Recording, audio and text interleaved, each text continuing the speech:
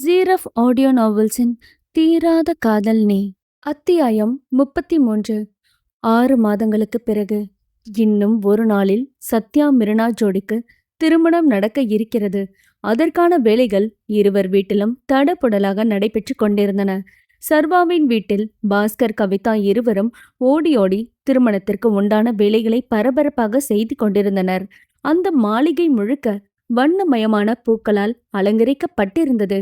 வசுந்தரா போனில் தங்கள் சம்மதியாக போகும் வீட்டினரிடம் கல்யாணத்தை பற்றி பரபரப்பாக பேசிக் கொண்டிருக்க, இந்த பரபரப்புக்கு சொந்தக்காரியான மிருனாவோ சோகமே உருவாய் தனதரையில் அமர்ந்திருந்தாள். சரிங்க சரிங்க சம்மந்தி, வேலைகள் அனைத்தும் முடிந்தது. மண்டப வேலையும் திருப்தியா முடிந்தது. நாளைக்கு நாம அங்க போக வேண்டியது மட்டும்தான் பாக்கி. வசுந்தரா சொல்லவே அந்த பக்கத்தில் பேசிக் கொண்டிருந்தவர் என்ன சொன்னார்களோ அவர் இதழில் சிரிப்பு. பையன் நாளைக்கு வந்துடுவான். சரிங்க சம்மதி, வைக்கிறேன் என போனை அணைத்தவர், இந்த மிருனா எங்க போனா? காலையில இருந்து அவளை கண்ணாலேயே பார்க்கல என வாய் விட்டு புலம்பியவர், கவிதா, மிருனா எங்க என்றார் அந்த பக்கம் போய்கொண்டிருந்த கவிதாவிடம். ரூம்ல தாமா இருக்காங்க, வர சொல்லட்டுமா? கவிதா கேட்க, இல்லம்மா, நானே போய் பார்க்கறேன் என்று மகளின் அறைக்கு சென்றவர் அவளின் வாடிய முகத்தைக் கண்டு சின்ன சிரிப்புடன் அவள் அருகில் வந்தமர்ந்தார். என்ன மிருனா, ஏன் இப்படி உட்கார்ந்திருக்க? நாளன்னைக்கு உனக்கு கல்யாணம், ஞாபகம் இருக்குல்ல? அந்த கவலையே இல்லாம இருக்க என்றார் சற்று அதட்டலுடன். நான் எதுக்கு இப்படி இருக்கேன்னு உங்களுக்கு தெரியாதாமா? கண்களில் நீர் கோர்க்க சொன்னவள் தாயின் மடியில் படுத்துக்கொண்டு விம்மினாள். ஏய் மிருனா, இப்ப எதுக்காக கண்ணை கசக்கற? உன் அண்ணன் நாளைக்கு உன் முன்னாடி இருப்பான். அவங்கிட்டதான் பேசினில்ல, அப்புறம் என்ன என்றார் மகளின் கூந்தலை கோதிக்கொண்டே. அண்ணா நிஜமா வருவாங்களாமா? மிருனா ஏக்கமாய் கேட்க, அதுல உனக்கு சந்தேகமே வேணாம். தன்னோட ஆசை தங்கச்சி கல்யாணத்துக்கு வராம இருப்பானா? உன் அண்ணன் உன்னை ஏமாத்த மாட்டான், எனக்கு நம்பிக்கை இருக்கு. முதல்ல கண்ணை தொட என அவளை எழுப்பி கண்ணீரை துடைத்து விட்டவர், சர்வா நிச்சயம் வருவான். அவன் வரும்போது நீ இப்படிதான் அழுது வடிஞ்ச முகமா இருப்பியா? 2 நாளாவே நீ இப்படிதான் இருக்க. முதல்ல போய் முகம் கழுவிட்டு எனக்கு உதவியா இரு கண்டிப்புடன் சொல்ல அவளும் எழுந்து சென்றாள். வீடே விழாக்கோலம் பூண்டிருந்தது. மிருனா அம்மாவின் வார்த்தைக்காக இயல்பாக இருக்க முயன்றாலும் அவள் மனதில் தம் தமையன் தன் திருமணத்திற்கு வருவானா என்ற பெரிய கவலை இருந்து கொண்டே இருந்தது. முகத்தை தூக்கி வைத்து கொண்டு வீட்டின் லானில் அமர்ந்திருந்த மிருனாவின் கண்களை யாரோ தன் கரங்களால் மூட, அதில் எரிச்சல் பட்டவள், யார் அது என்றாள் முக சுழிப்புடன். கண்களை மூடியவர் பதில் பேசாமல் போகவே என எரிச்சல் பட்டவள் தன் கண்களை மூடியிருந்த கரங்களை வெடிக்கென்று தள்ளிவிட்டு திரும்பியவள் தன் முன்னே நின்ற சர்வாவை ஆனந்த அதிர்ச்சியுடன் பார்த்தாள். வரமாட்டானோ என்று நினைத்தவன் தன் முன்னே நிற்பதைக் கண்டு அவள் கண்கள் குளமாக, அண்ணா என்று அவனை தழுவிக்கொண்டாள். தானும் அவளை தழுவிக்கொண்டு அவள் தலையை வாஞ்சியாக வருடியவன், வரமாட்டேன்னு நினைச்சாடா? என் குட்டிமாவோட இந்த முக்கியமான தருணத்தை நான் எப்படி மிஸ் பண்ணுவேன் என்றான் சர்வா. நீங்க வருவீங்கன்னு தெரியும், ஆனா சின்ன கவலையா இருக்கதான் செய்தது. இப்போ நீங்க வந்துட்டீங்கல்ல, அது போதுனா என்றவள் அவனை விட்டு பிரிந்து, எப்படி இருக்கீங்கண்ணா என்றாள். நல்லா இருக்க என்று சலனமே இல்லாத குரலில் சொன்னவனை அப்போதுதான் முழுதாக கவனித்தாள். முன்னே இருந்ததை விட கம்பீரம் குறையாவிட்டாலும் உடல் சற்று மெலிந்திருந்தது. அளவாக இருக்கும் தாடி அடர்த்தியாக காணப்பட்டது. அவன் இங்கிருந்து கிளம்பும் போது அவன் கண்களுக்கு கீழ் இருந்த கருவளையம் மறையாமல் அப்படியேதான் காணப்பட்டது. அவன் இதழில் சிரிப்பு தென்பட்டாலும் அதில் சிறிதும் உயிர் இல்லை என்பதும் புரிந்தது. தன்னையே கண் கொட்டாமல் பார்த்த தங்கையிடம், என்னடா பாக்குற என்றான் அவள் தலையை கலைத்து. ஒண்ணுமில்லனா, உள்ள வாங்க என்று அவள் அழைக்கும் போதே தாய் வசுந்தராவும் மகனை கண்டு கொண்டார். சர்வா என்று வேக நடையுடன் வந்தவர் அவனை ஆற தழுவி கொண்டார். எப்படிமா இருக்கீங்க என்று மகனின் கன்னத்தை வருடியவர், இருக்கேன்பா, நீ எப்படி இருக்க என்றார் கண்கள் கலங்க. அவன் தோற்றமே அவன் இன்னமும் அதீத வேதனையில்தான் இருக்கிறான் என்பது புரிந்தது. அதனால்தான் அவர் கண்கள் கலங்கிவிட்டது. நல்லா இருக்கம்மா, எதுக்காக கண் கலங்குறீங்க என்றான் பதறிக்கொண்டு. ரொம்ப நாள் கழிச்சு உன்னை பாக்குறேன்ல, அதான். சரி உள்ளவா என்று மகனை உள்ளே அழைத்து சென்றார். பாஸ்கரும் சர்வாவை கண் கலங்க நலம் விசாரித்தான். சர்வாவின் இந்த 6 மாத காலப்பிரிவு அவனையும் அதிக அளவில் பாதித்துதான் இருந்தது. கமலாவிற்கும் அவன் வந்தது சந்தோஷமே. அவனுடன் அதிக நாள் பேசி பழகவில்லை என்றாலும் தன் கணவனின் மூலம் சர்வா எப்படிப்பட்டவன் என்பதை தெரிந்து கொண்டாள். சர்வா, நீ போய் முகம் கை கால் கழுவிட்டு வாப்பா, மத்தத அப்புறம் பேசலாம் என வசுந்தரா கூறவே அவனும் தனதறைக்கு சென்றான். அறை தூசி எதுவும் இல்லாமல் சுத்தமாகத்தான் இருந்தது. சர்வா அறைக்குள் நுழைந்ததுமே பழைய ஞாபகங்கள் அனைத்தும் ஒவ்வொன்றாக வந்து போனது. கட்டிலில் அமர்ந்து மேகா அவன் துணிகளை மடிப்பது போல் பிரம்மை ஏற்பட்டது. அவன் அருகில் சென்றால் காணாமல் போனது. தன் முகத்துக்கு பின்னால் நந்து என்ற மேகாவின் குரல். திரும்பி பார்த்தால் அவ்விடத்தில் யாரும் இல்லாமல் போனது. தலையை பிடித்து கொண்டு கட்டிலில் அமர்ந்து விட்டான். கண்ணீர் தரையை நனைத்தது. அந்த நேரம் பாஸ்கர் சர்வாவின் பெட்டிகளை கொண்டு வர தன்னை சமன்படுத்தி கொண்டவன் பாத்ரூமிற்குள் நுழைந்து கொண்டான். இந்தாப்பா, முதல்ல இந்த டீயை குடி என முகம் கழுவி உடை மாற்றி வந்தவனிடம் வசுந்தரா தேநீர் கோப்பையை நீட்ட மறுக்காமல் வாங்கி கொண்டவன், அம்மா, வெட்டிங் பிளானர் கிட்ட பேசிட்டேன். ஆல்மோஸ்ட் ஒர்க் அனைத்தும் முடிஞ்சதுன்னு சொன்னார். நாளைக்கு மண்டபத்துக்கு கிளம்புறது மட்டும் தானம்மா பாக்கி? சர்வா கேட்க, ஆமாப்பா, நாம கிளம்புறது மட்டும்தான் பாக்கி. நீ கல்யாணத்துக்கு ஒரு நாள் முன்னாடி வந்தாலும் அங்கிருந்தே அனைத்து வேலைகளையும் முடிச்சுட்ட. இதனால எனக்கு சந்தோஷம்னு சொல்ல மாட்டேன். நீ ஒரு வாரத்துக்கு முன்னாடியாவது வந்திருக்கணும்னு தோணுது என்றார். என்னோட சிச்சுவேஷனை தான் உங்ககிட்ட போன்ல பேசும்போது சொன்னேன்லம்மா. எனக்கும் கஷ்டமா தான் இருக்கு. அங்க எனக்கு ஒர்க் அப்படிமா என்றான் சுரத்தையே இல்லாமல். மறுபடியும் நீ ஃபாரின் போக மாட்டல சர்வா? வசுந்தரா கேட்கவே, இல்லம்மா, நான் போய் தான் ஆகணும். ரிட்டன் டிக்கெட்டோட தான் வந்திருக்கேன் என்றான். சர்வா கண்ணா, நான் ஒன்னு சொல்லட்டா? வசுந்தரா தயக்கமாய் கேட்க, அவர் என்ன கேட்க வருகிறார் என்பது புரிந்தவன், வேண்டாமா, அதை விடுங்க. இப்ப மிருனாவோட மேரேஜ் தான் இம்பார்ட்டன்ட்.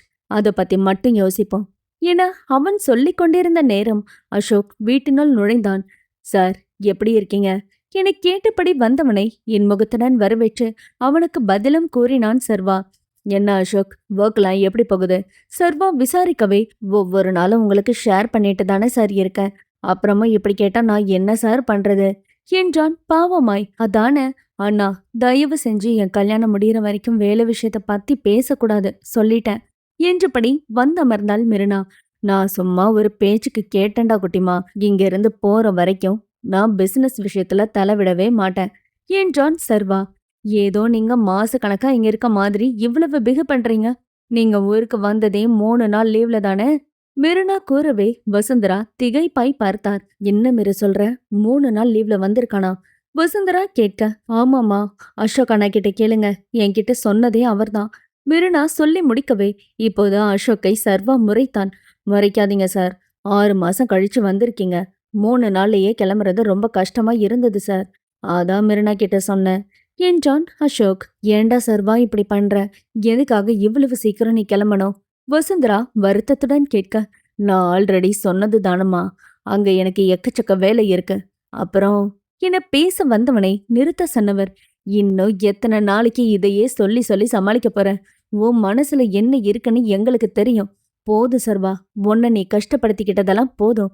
என்னால உன்னை இப்படி பார்க்க முடியலடா என்றவாறு அவன் மார்பில் சாய்ந்து அழுதார் வசுந்தரா. அம்மா, எனக்கு என்ன, நான் நல்லா இருக்கம்மா. எதுக்காகம்மா அழுறீங்க என்றவாறு அவரின் கண்ணீரை துடைத்து விட்டவனை, போதும் அண்ணா, எங்க கிட்ட மறைக்க பார்க்காதீங்க. ஃபாரின் போனதும் உங்க மனவலி அனைத்தும் சரியாயிடுன்னு நினைச்சோம். ஆனா இப்போ வர நீங்க மனசால கஷ்டப்பட்டுக்கிட்டு தான் இருக்கீங்க. ஏன் அண்ணா, தயவு செஞ்சு அண்ணே என்று கூற வந்த மிருனாவை, போதும் மிருனா, எதுவும் பேசாத. நான் நல்லா இருக்கேன். இனியும் இத பத்தி பேச வேணாம். நான் வரலன்னா நீ மனசுடைஞ்சு போயிடுவேன்னு தான் வந்தேன். கல்யாணத்தை பத்தி மட்டும் யோசி. என்னை பத்தி நீ யோசிக்க வேண்டாம். அம்மா, நீங்களும் தான் என்றவன். அசோக், நீ வா, உன்கிட்ட ஒர்க் விஷயமா பேசணும் என்றவாறு விறுவிறுவென்று அறைக்கு நடந்து விட்டான். போகும் அவனையே வேதனை நிறைந்த மனதுடன் பார்த்தனர் தாயும் மகளும். மறுநாள் அன்று மண்டபத்திற்கு மணப்பெண்ணை அழைத்து செல்ல இருப்பதால் வீடே அதிக பரபரப்புடன் காணப்பட்டது. அவ்வீட்டில் உள்ளவர்களுக்கு ஒரு நிமிடம் கூட அமர இயலாத அளவிற்கு வேலை அதிகமானது.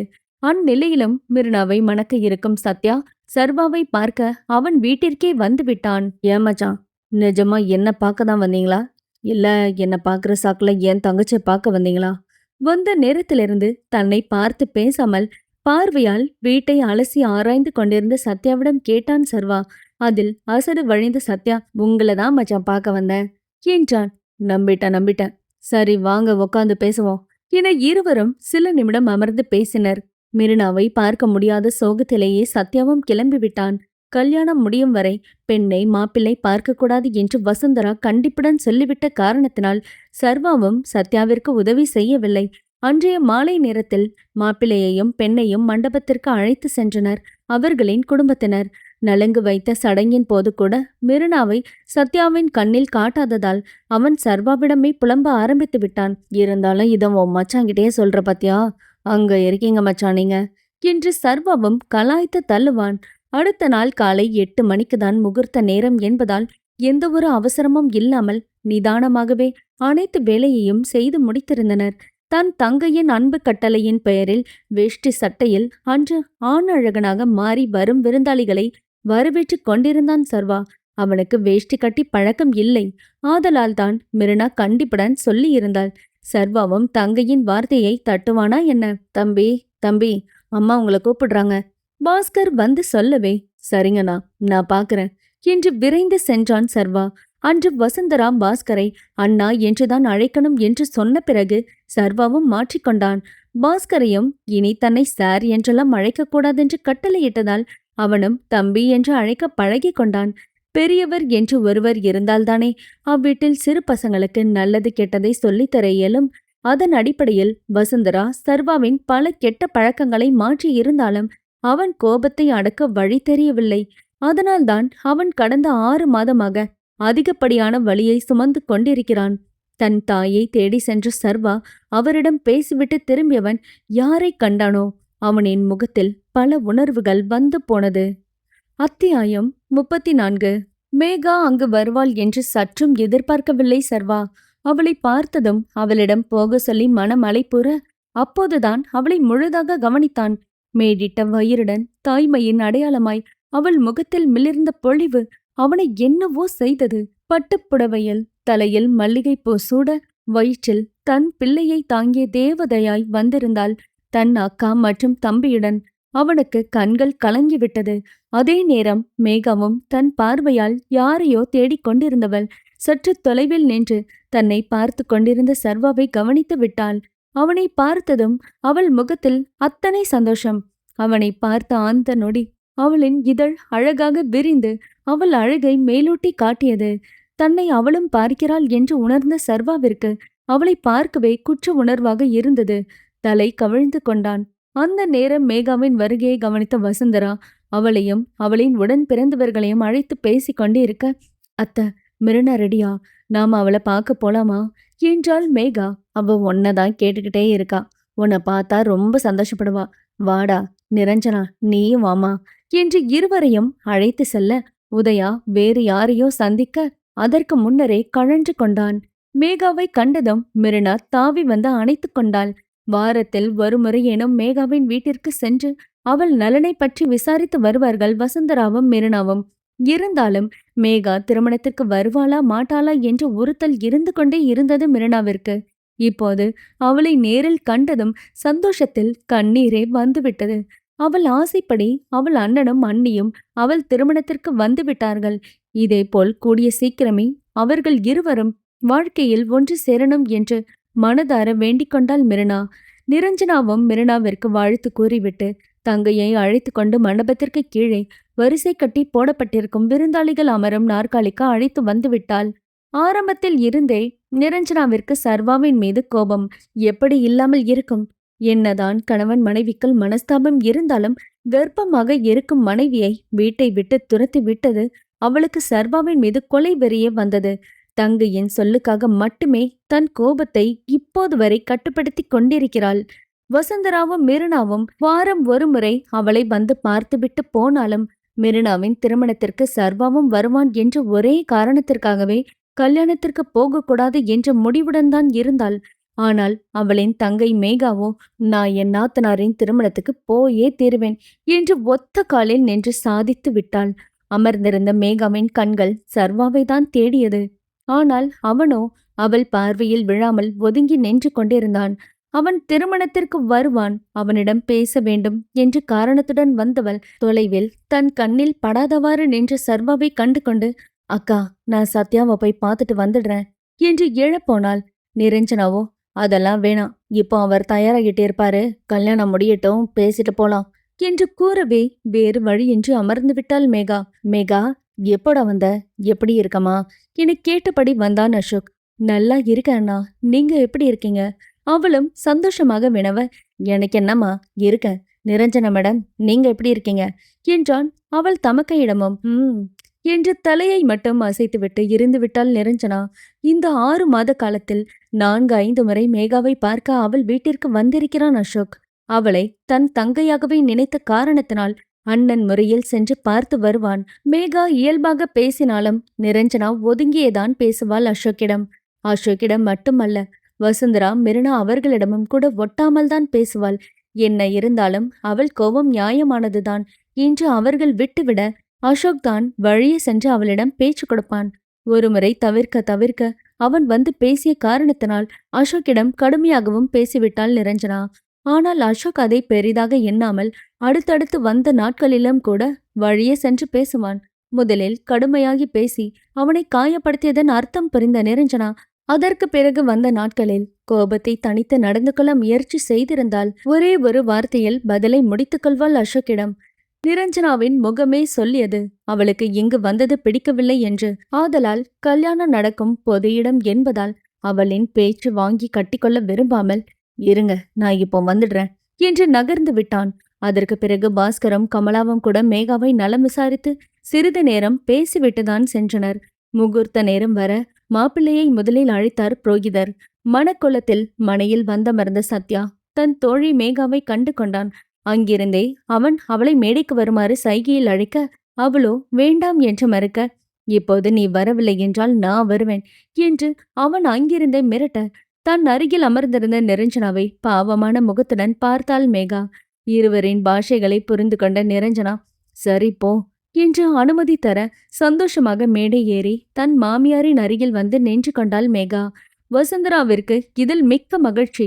தங்கள் வீட்டு கல்யாணத்தில் தன் மருமகள் யாரோ போல் அமர்ந்திருப்பது அவருக்கு வருத்தத்தை தந்த பட்சத்தில் இப்போது அவள் மேடைக்கு வந்ததில் அதீத சந்தோஷம் ஏற்பட்டது. மேடையில் நின்றபடியே மேகா சர்வாவை தேட அதை கண்டு கொண்ட சத்யா, ஏமா மேகா, யாரு இவ்வளவு சின்சியரா தேடுற என்றான் நக்கலுடன். வேற யார, ஏன் புருஷனதா மிஸ்டர் மாப்பிள்ள என்றால் பார்வையால் அவனை தேடியவரே. அப்படியா, அதுக்கு ஏன் மண்டபத்தையும் அலசுற? உன்னோட லெஃப்ட் சைட்ல உள்ள தூணுக்கு பின்னாடிதான் நின்று ரொம்ப நேரமா உன் புருஷன் உன்னை சைட் அடிச்சுட்டு நிக்கிறாரு அவன் சொல்ல சட்டென்று அவள் பார்வை அந்த புறம் திரும்பியது. சத்யா சொன்னது போலவே அத்தனை நேரம் மேகாவை பார்த்து கொண்டிருந்த சர்வா அவள் தன்னை பார்ப்பதை அறிந்து வேறு யாரிடமோ பேசுவது போல் பாவனை செய்து கொண்டான். ஏமா மேகா, உனக்கு கொஞ்சம் கூட சென்ஸ் இல்லையம்மா? இப்படியா எல்லாரும் பாக்குற அளவுக்கு ஹஸ்பண்ட சைட் அடிக்கிறது? உன் ஹஸ்பண்ட் எவ்வளவு நாகரிகமா மறைஞ்சு நின்று சைட் அடிச்சாரு. அவரை பார்த்தாவது நீ கத்துக்க வேணாம் என்றான் சத்யா கிண்டலாய். அத நடு ரோட்ல நின்னு ஃபியான்சிய பார்த்து வண்டி வண்டியா ஜொல்லூத்தன நீங்க சொல்லக்கூடாது மாப்பிள்ள சார். மேகா சர்வாவை பார்த்தவாறே கூற சத்யா அசடு வழியே குனிந்து கொண்டான். மாப்பிள்ளை, வெக்கப்பட்டது போதும், நான் சொல்ற மந்திரத்தை சொல்லுங்கோ புரோகிதர் கூறவே அதை கேட்ட சுற்றி நின்றவர்கள் கொல்லென சிரித்தனர். சத்யாவிற்கு தான் வெட்கமாகி போய்விட்டது. அதற்கு பிறகு பெண்ணையும் அழைத்து வந்து மணமகனின் அருகில் அமர வைத்தனர். சற்று நேரத்திற்கு முன்பு நடந்ததை வைத்து சத்யாவை ஓட்டி எடுத்தனர். சுற்றி நின்ற பெண்கள் அனைவரும். தாலி கட்டும் நேரத்தில் சர்வாவும் மேடைக்கு வந்துவிட நல்ல முகூர்த்தத்தில் மிருனாவை தன் சரிபாதியாக்கி கொண்டான் சத்யா. சுற்றி நின்றவர்கள் அர்ச்சனை தூவி வாழ்த்த தாலி கட்டிய கையோடு மற்ற சடங்குகளையும் முடித்தனர். மணமக்கள் பெரியவர்களிடம் ஆசிர்வாதம் பெற்று இருக்க அந்த நேரம் தனித்து நின்று சர்வாவின் அருகில் வந்தாள் மேகா. மேகாவை நேர்பார்வை பார்க்கவே சங்கடமாக இருந்தது சர்வாவிற்கு. அதனால் அவன் வேறு பக்கம் பார்வையை திருப்பிக் கொண்டு நிற்க அவன் நிலை அறிந்தவளோ அவனை வேதனையுடன் பார்த்தாள். பிறகு, நான் உங்ககிட்ட கொஞ்சம் தனியா பேசணும் என்ற வார்த்தைகளில் சட்டென்று அவளை நிமிர்ந்து பார்த்தான் சர்வா. சற்று நிமிடத்தில் எல்லாம் சர்வா மேகா இருவரும் மண்டபத்திலுள்ள ஒரு அறையில் நின்றனர். சர்வா குற்ற உணர்வில் மேகா முகத்தை பார்க்க முடியாத தவிப்பில் நிற்க மேகா அவனைதான் பார்த்தபடி நின்றாள். எப்படி இருக்கீங்க நந்து? அவளுடைய நந்து என்ற அழைப்பில் அவனுக்கு கண்கள் கலங்கிவிட்டது. தான் இத்தனை கொடுமை செய்தும் தன்னை பற்றி விசாரிக்கிறாளே என்ற ஒன்றே அவனை அதிகமாய் வலிக்க செய்தது. அவனுக்கு அவள் முகத்தையும் பார்க்க முடியவில்லை. பேசுவதற்கு நாவும் எழவில்லை. தொண்டைக்குழி ஏற இறங்க தவிப்புடன் நின்றான். என்கிட்ட பேச மாட்டீங்களா நந்து? அவனிடமிருந்து பதில் வார்த்தை வராமல் போகவே அவனை பார்த்து மீண்டும் கேள்வி தொடுத்தவளுக்கு அப்போதும் மௌனத்தை தான் பதிலாக கொடுத்தான். இப்போது அவனுக்கு ஒரு அடி இடைவெளியில் நெருங்கி நின்றவள் அவனது கரத்தை பற்றினாள். இதை எதிர்பார்க்கதவன் அவள் முகத்தை நோக்க, அவளோ பற்றிய அவனது கரத்தை தன் மேடிட்ட வயிற்றில் வைத்து, என்கிட்ட பேச மாட்டீங்க சரி, உங்க பிள்ளைகிட்ட கூட பேச மாட்டீங்களா நந்து என்றாள். அவன் அவளின் இந்த திடீர் செய்கையை சற்றும் எதிர்பார்க்கவில்லை. நெஞ்செல்லாம் ஒரு மாதிரி அடைத்தது. மூச்சு விடவே அவனுக்கு கஷ்டமாக இருந்த அந்த நேரம் அவன் பிள்ளை எட்டி ஒரு உதை விட்டான். அவள் வயிற்றின் மீது கரம் வைத்திருந்தவன் அதை மிகவும் நன்றாகவே உணர்ந்தான். முதலாக தன் பிள்ளையின் அசைவுகளை உணர்கிறான். வெளியேறி விடவா என்று கேட்டபடி நின்ற கண்ணீர் தாரை தாரையாக வெளியேறியது. அவனுக்குள் பல உணர்வுகள் வந்து தாக்கியது. மீண்டும் மீண்டும் அவன் குழந்தை தான் உள்ளே இருப்பதை காட்டிக்கொண்டே இருக்க, அதற்கு மேல் முடியாமல் முட்டி காலிட்டு அவள் வயிற்றோடு சேர்த்து அணைத்து கொண்டான் அவளை. நிமிடங்கள் கடந்த பிறகும் அவன் கண்ணீர் நிற்கவில்லை. 8 மாதத்தில் அடியெடுத்து வைத்திருக்கும் அவனது குழந்தையும் நொடிக்கு ஒருமுறை உதைத்து உதைத்து அவனை திணறடிக்க வைத்து கொண்டிருந்தது. மேகா முதன்முறையாக இதை உணர்கிறாள். அவள் வயிற்றிலிருந்த குழந்தை நிமிடத்திற்கு ஒருமுறை, 5 நிமிடத்திற்கு ஒருமுறை என்றுதான் துடிக்கும். ஆனால் இன்றோ தொடர்ந்து 2 நிமிடங்களாகவே அசைவுகளை வெளிப்படுத்தி கொண்டிருப்பதைக் கண்டு அவளுக்கும் ஆச்சரியம்தான். சாரிடா பேபி, ரியலி சாரி. என்னை மன்னிச்சிடு. இல்ல என்னை நீ மன்னிக்க கூடாது. என்னை எப்போது நீ மன்னிக்கவே கூடாது. நான் மன்னிக்க கொஞ்சம் கூட தகுதி இல்லாதவன். உனக்கு தந்தையாகவே தகுதி இல்லாதவன்டானா என்றவன் தன் 6 மாத கால அழுகையை அந்த தருணத்தில் அடக்க முடியாமல் வெடித்து அழுதான். மேகாவிற்கு அவனுடைய இந்த அழுகை வேதனையை தந்தாலும் அவனை தடுக்கவில்லை. அவனை நிறுத்தும் வரை அமைதியாக இருந்து விட்டாள். ஆனால் அவள் கரங்கள் ஆதரவாக அவன் தலையை வருடிக்கொண்டு இருந்தது. தான் தாயாக போகிறோம் என்று கணவனிடம் சொன்ன பிறகு அவன் தன்னை வீட்டை விட்டு அனுப்பும் போது கூட அவளுக்கு அவன் மீது கோபம் எழவில்லை. அந்த சமயம் கோபம் கொள்ளாமல் இருக்கும் அளவிற்கு அவள் பெரிய மனது கொண்டவளும் இல்லை. சராசரி பெண்ணை போலவேதான் தாயாக போகும் தருணத்திலும் தன் கணவன் இப்படி செய்கிறானே என்று அவளுக்கும் கோபம் வந்திருக்கும் தான். ஆனால் அவள் அதற்கு முன்னரே சர்வாவின் முகத்தை பார்த்து அவன் உள்ளத்தை கணித்து விட்டாள். முதல் முறை நீங்க அப்பாவாக போகிறீங்க நந்து என்று அவனிடம் பகிர்ந்து கொண்டபோது அவன் முகத்தில் தெரிந்த எல்லை இல்லா மகிழ்ச்சியை அவள் கண்கூடாக பார்த்து விட்டாள். சற்று நிமிடத்தில் எல்லாம் அவன் முகத்தில் ஏற்பட்ட குழப்பம், யோசனை, அதிர்வுகள், அவ்வகை உணர்வுகளையும் புரிந்து கொண்டாள். அவன் அவளை என்னை விட்டு போய்விடு என்று கூறிய போது அதிர்ச்சிகள் ஏற்படவில்லை. அவன் எதனால் இவ்வாறு கூறினான் என்பதும் புரிந்து அவன் மீதிருந்த காதல் அதிகரித்ததே தவிர கோபம் வரவில்லை. தன்னை அவன் வெளியேற சொன்னாலும் அதனால் அவன் எத்தனை கஷ்டம் படுவான் என்பதும் தெரியும். அதனால் தான் போகும்போது கூட அவன் தாய் மற்றும் தங்கையிடம் அவனை பார்த்து கொள்ளும்படி கூறிவிட்டு சென்றாள். மெரினாவின் திருமணத்திற்கு அவன் கட்டாயம் வருவான் என்று அவனை பார்த்து பேசுவதற்காகவே தன் அக்கா தடுத்தும் இங்கு வந்து நிற்கிறாள்.